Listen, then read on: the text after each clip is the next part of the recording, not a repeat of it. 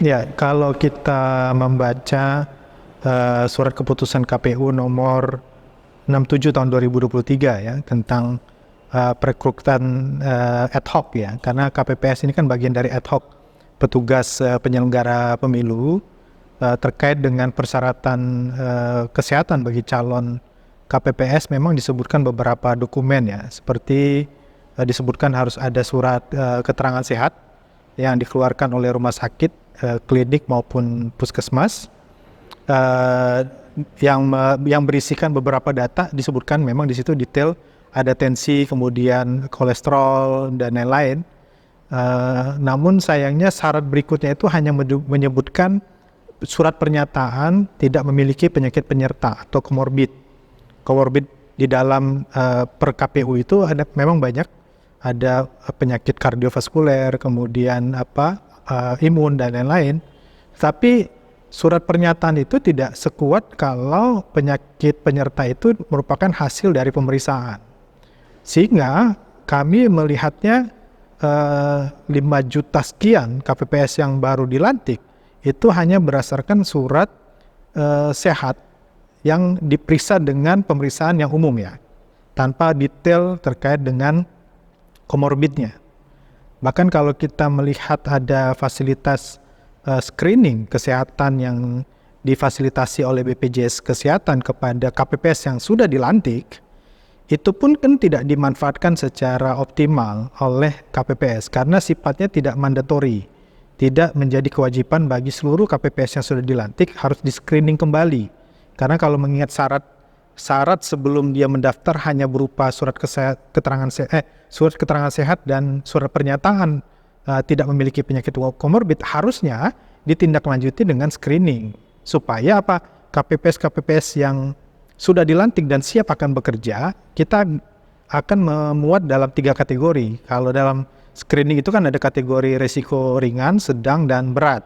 Bahkan pihak BPJS sudah menyampaikan bahwa meminta kepada vaskes-vaskes yang membantu screening ini kalau mendapati KPPS dengan risiko sedang dan berat, maka harus ditindaklanjuti apakah di treatment di vaskes tersebut atau dirujuk ke rumah sakit misalnya. Nah ini kan tidak ada.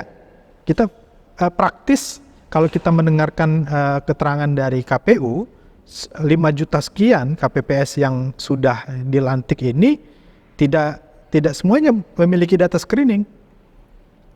Jadi seolah-olah kita menganggapnya bahwa 5 juta sekian KPPS ini kondisinya sehat karena berdasarkan surat persyaratan pada saat dia mendaftar gitu.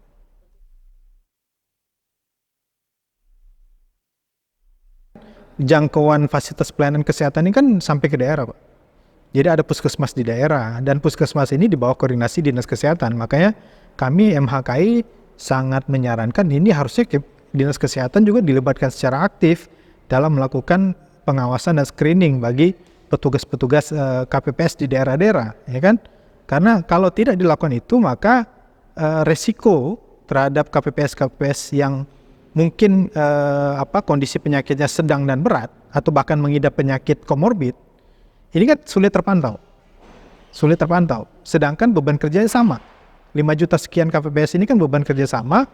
Saat ini KPU daerah atau PPK daerah, kecamatan tidak membedakan KPPS di kelurahan itu beban kerjanya berbeda antara yang risiko ringan, sedang, dan berat. Tidak ada, karena di pandangan PPK kecamatan semua KPPS sehat karena tidak dilakukan screening gitu. Berbeda kalau PPK mendapatkan data hasil screening, oh ternyata ada sekian KPPS risiko tinggi misalnya, sehingga beban kerjanya jangan terlalu berat dibandingkan KPPS yang lain misalnya. Tapi ini pun kan akan jadi polemik ya. Jadi polemiknya apa? Karena dia sudah lolos sebagai KPPS. Nah oleh karena itu memang edukasi terhadap KPPS terkait dengan kesehatan dirinya itu menjadi penting. Jadi kalau dia berdasarkan asesmen dirinya Anda punya penyakit komorbid misalnya, walaupun dia menyatakan tidak memiliki penyakit komorbid, karena kan tidak ada instrumen untuk memastikan pernyataan itu benar kan? Karena tidak dilakukan cross check pemeriksaan klinis gitu terhadap KPPS. Jadi seleksi calon KPPS hanya berdasarkan surat pernyataan gitu loh.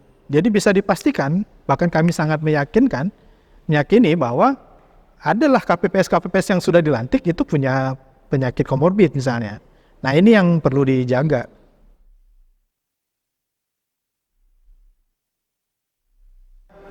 Petugas ini kan direkrut berdasarkan surat keputusan KPU, maka yang bertanggung jawab penuh terhadap semua penyelenggaraan ini, yang bertanggung jawab terhadap semua petugas dalam penyelenggaraan pemilihan umum adalah KPU harusnya.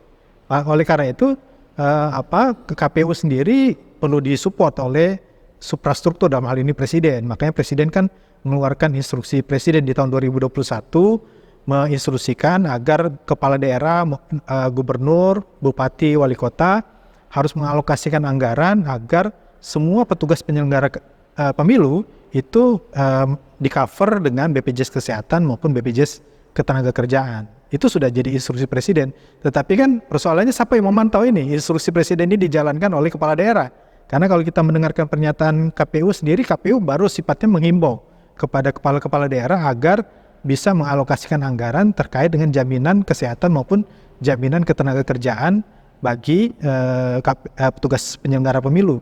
Tapi kan ini tidak ada, kita tidak, sampai dengan hari ini kita tidak memperoleh data sudah berapa banyak kepala daerah yang sudah mengalokasikan hal tersebut dan berapa banyak petugas yang sudah mendapatkan alokasi anggaran terkait dengan BPJS Kesehatan dan BPJS Ketenagakerjaan. Nah, memang disebutkan oleh KPU terkait dengan uang tunjangan ya, tunjangan kematian, kecacatan dan lain-lain. Kalau kemarin menyimak paparan KPU, kami melihat anggaran ini ternyata disiapkan oleh KPU, ya kan? Harusnya ini anggaran yang disiapkan oleh BPJS Ketenagakerjaan. Kalau ada seseorang yang memiliki jaminan kematian dan dia meninggal karena pekerjaannya, maka harus diberikan tunjangan berdasarkan aturan jaminan kematian. Kalau dia mengalami kecacatan dan dia memiliki BPJS Ketenagakerjaan, maka harus dikeluarkan jaminan cacat. Nah, kemarin agak rancu ketika KPU menyatakan bahwa mereka yang meninggal itu diberikan tunjangan 30-an sekian juta, kemudian ada uang biaya pemakaman 10 juta, hanya stop di 2 itu. Padahal aturan BPJS Ketenagakerjaan bagi jaminan kematian, selain tunjangan kematian, biaya pemakaman, juga ada tunjangan bagi ahli waris selama 24 bulan. Nah ini yang kami juga mengkritisi, berarti kan tidak dialokasikan ini. Berarti ini anggarannya bisa jadi anggaran dari KPU. Jadi anggaran dari KPU mengalokasikan tunjangan sesuai dengan aturan BPJS Ketenagakerjaan, tapi mereka lupa bahwa bagi petugas yang meninggal harus ada nih bagi ahli waris tunjangan bagi ahli waris selama 24 bulan, karena kan anak-anaknya, kemudian bahkan di jaminan kematian BPJS Ketenagakerjaan itu ada beasiswa bagi anak yang ditinggal mati orang tuanya yang tercover oleh BPJS Ketenagakerjaan. Jadi gini, klaimnya ini kan klaimnya ke KPU, dan kalau saya menyimak pernyataan KPU, karena KPU sendiri yang membuat persyaratan surat pernyataan, sehingga mau nggak mau ketika nanti ada petugas KPPS yang meninggal atau dirawat, KPPU yang akan mengeluarkan biaya, nah gitu kan. Nah kecuali kalau biaya perawatannya itu masuk dalam kondisi kesehatan biasa misalnya, maka ini kan dia tercover oleh BPJS. Tapi kan harus dipastikan lagi petugas KPPS apakah memiliki kartu BPJS. Tidak. Kalau dia tidak memiliki, maka dia di-cover dengan pembiayaan yang lain. Sampai dengan hari ini kan tidak ada sumber dana lain untuk meng-cover biaya perawatan. Kalau kita menyimak laporan Ketua KPU, Pak Arief, ketika pelaksanaan evaluasi pemilu 2019, kan Ketua KPU menyampaikan sudah memberikan tunjangan kepada 800 sekian petugas KPPS yang meninggal dunia, kemudian membantu perawatan 5.000 lebih petugas KPPS yang dirawat gitu. Pertanyaannya, apa kalau seandainya jumlah itu meningkat di pelaksanaan pemilu ini, apa KPU siap meng-cover biaya itu? Makanya instruksi Presiden 2021 itu harusnya dijalankan bahwa kalau KPPS itu tercover 2 jaminan ini, maka dia KPU meringankan tugas KPU kan, karena sudah otomatis mereka di-cover dengan jaminan gitu. Nah kan tinggal persoalannya teknis di lapangan. Apakah dia di-cover dengan jaminan BPJS Kesehatan atau dengan BPJS Ketenagakerjaan, karena tergantung dari tegaknya diagnosis penyakit akibat kerja atau kematian akibat kerja.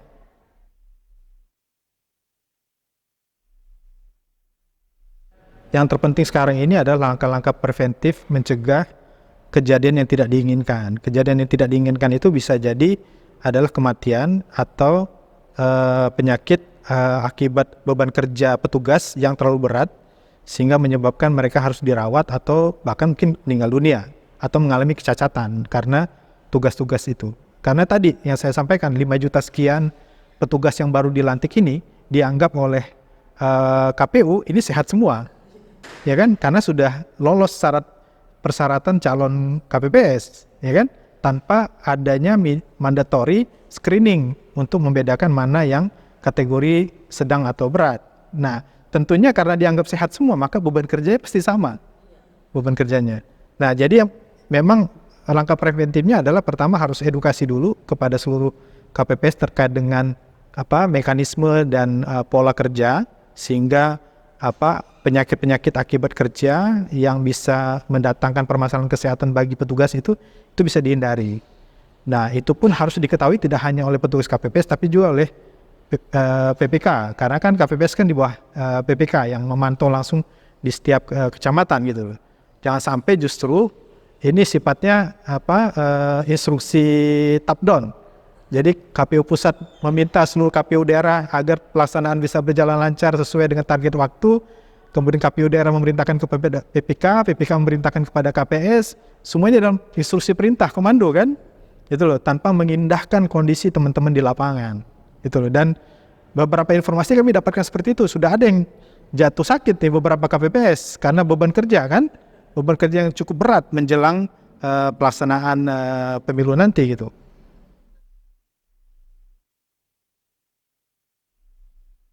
Kami sendiri di tingkat Dewan Pengurus Pusat saat ini sudah berkoordinasi dengan DPW dan DPC MHKI di beberapa daerah untuk ikut turut memantau kondisi penyelenggaraan pemilu, khususnya kondisi kesehatan para petugas. Ya tentu tidak memantau di lokasi on the spot ya, karena teman-teman MHKI juga memiliki aktivitas yang lain.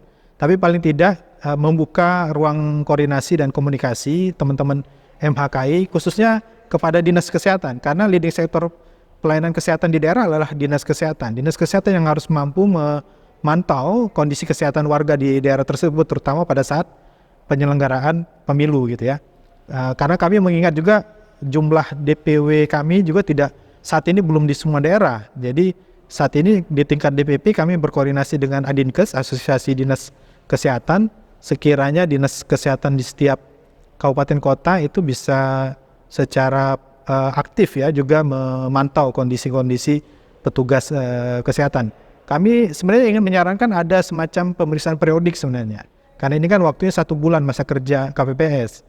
Artinya kalau kemudian dilakukan secara periodik, apakah pemeriksaan tensi, tekanan darah, pemeriksaan gula darah misalnya untuk KPPS yang mempunyai riwayat diabetes mellitus, itu harus dilakukan pemeriksaan secara periodik ya kan, untuk memantau kondisi kesehatan mereka. Jangan sampai teman-teman KPPS sudah terlalu sibuk sehingga nggak ada lagi yang memeriksa kondisi kesehatan mereka, padahal ini tanggung jawab Dinas Kesehatan selaku otoritas kesehatan di setiap daerah kan gitu kan.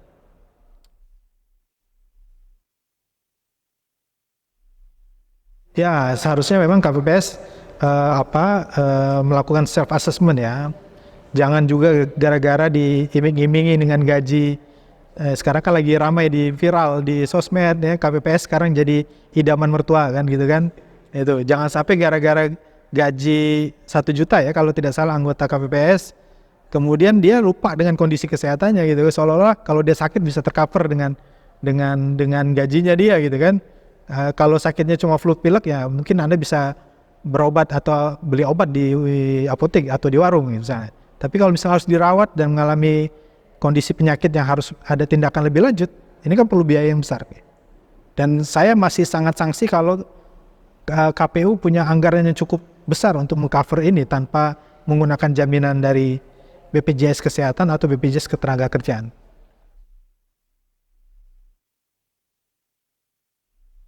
Dinas Kesehatan punya langkah-langkah mitigasi kan, dan itu dalam kondisi yang se-urgent apapun itu harusnya sudah bisa dilakukan. Ya, apalagi kalau koordinasi KPU dan Dinas Kesehatan sudah pernah terjalin sebelumnya, kan tinggal ditindaklanjutkan. Nah, kecuali kalau memang belum terjalin sama sekali, maka Dinas Kesehatan harus proaktif, gitu loh. Karena saya berpikiran begini, kalaupun misalnya mudah-mudahan tidak ada korban, tapi kalaupun terjadi korban misalnya, apakah meninggal atau dirawat, selain KPU tetap Dinas Kesehatan akan dimintain keterangan juga, ya kan? Sejauh mana Dinas Kesehatan melakukan koordinasi terkait dengan petugas-petugas yang misalnya membutuhkan penanganan lebih lanjut ke rumah sakit, bagaimana rujukannya, bagaimana peran puskesmas di daerah setempat terkait dengan merujuk petugas KPPS yang harus dirawat di rumah sakit. Ini kan di bawah kendali Dinas Kesehatan. Karena kan di setiap kecamatan ada puskesmas. Jadi harusnya puskesmas pun punya peran dalam melakukan langkah-langkah preventif terkait dengan petugas-petugas yang akan menjalankan tugas dalam pemilu. Tapi tentunya kan mungkin setiap TPS bebannya berbeda-beda karena menyangkut terkait dengan jumlah penduduk juga setiap TPS. Ya. Tentu yang akan jadi berat kalau jumlah penduduk di satu TPS yang banyak, dia harus menyiapkan semua instrumen-instrumen pemilihan mulai dari kertas suara, kemudian kotak suara, TPS, dan lain-lain itu kan harus disiapkan oleh petugas-petugas. Ini yang mungkin jadi berat nantinya.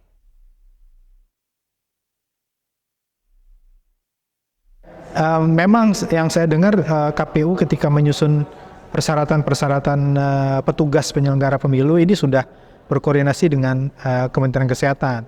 Tetapi seyogjanya memang melibatkan stakeholder yang lain. Nah, kalau melihat kemarin Adinkes, pernyataan Adinkes, sepertinya Adinkes pun tidak dilibatkan dalam penyusunan persyaratan-persyaratan kesehatan ini gitu ya. Termasuk koordinasi menjelang dan pada saat menjelang pelaksanaan dan pasca pelaksanaan pemilu itu pun saya rasa Adinkes tidak dilibatkan. Padahal yang tahu persis tentang kondisi di setiap daerah itu adalah Dinas Kesehatan. Ya, Kementerian Kesehatan memang otoritas kesehatan secara nasional, tetapi kan Kementerian Kesehatan tidak tahu persis bagaimana kondisi di setiap daerah. Jadi harusnya memang mengundanglah stakeholder seperti Adinkes, kemudian bahkan organisasi profesi di setiap daerah pun harus diundang. Kita berkaca dari pandemi lah. Ya, bagaimana kita melawan pandemi menggandeng semua stakeholder. Nah, saya rasa sama dengan pemilu. Pemilu ini kan pesta demokrasi yang cukup masif ya, cukup besar ya. Dia melibatkan banyak orang gitu kan dengan beban kerja yang cukup berat ya. Mungkin kita bisa samakan beban kerjanya KPPS sama seperti dokter dan perawat ketika masa pandemi gitu kan. Jadi bisa kerja yang harusnya sip-sipan karena kondisi mendesak harus kerja dengan jangka waktu yang cukup lama itu sehingga terjadi burnout dan kelelahan yang cukup berat. Nah, harusnya ini melibatkan stakeholder. Ada Dinas Kesehatan, ada organisasi profesi gitu ya. Bahkan mungkin pihak-pihak komponen masyarakat yang lain pun bisa dilibatkan. Tidak hanya pada saat pelaksanaan, dilibatkan dari awal pada saat penyusunan regulasi, kemudian persiapan teknis, kemudian pada saat pelaksanaan dan pasca pelaksanaan.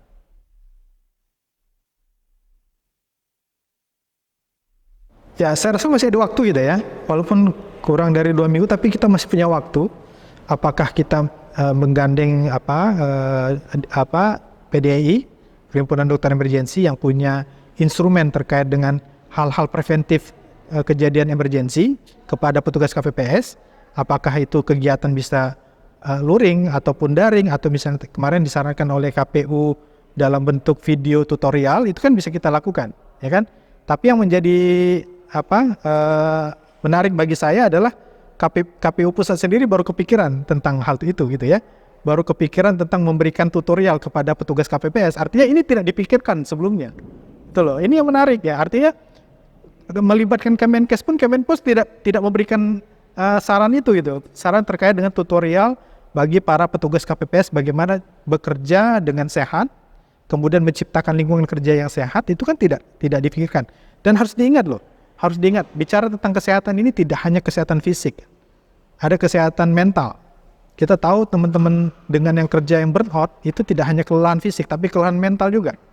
Belum lagi orang dimarah-marahin, kemudian dikasih target ini. Burnout itu tidak hanya fisik, mental pun itu. Nah, ini kan pendekatannya harus komprehensif gitu, petugas-petugas KPPS. Jadi masih ada waktu untuk itu dan saya rasa KPU mau menggandeng semua pihak. Yang penting pelaksanaan pemilu tahun ini bisa berjalan dengan lancar dan kita bisa menghindari petugas-petugas atau siapapun yang terlibat dalam penyelenggaraan pemilu ini mendapatkan permasalahan kesehatan atau sampai meninggal dunia. Yang menariknya satu lagi, instruksi Presiden yang 2021 pun itu kan tidak dijalankan, ya kan?